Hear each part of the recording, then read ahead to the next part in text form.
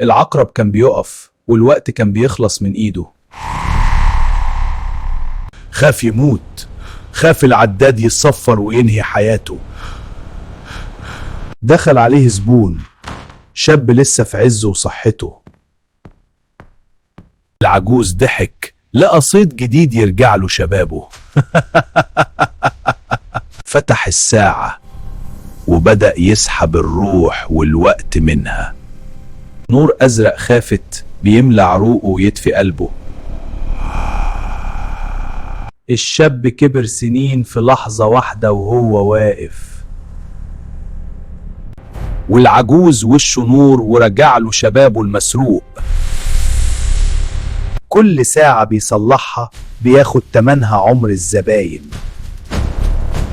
طمع في الخلود والشر ملا قلبه للأبد.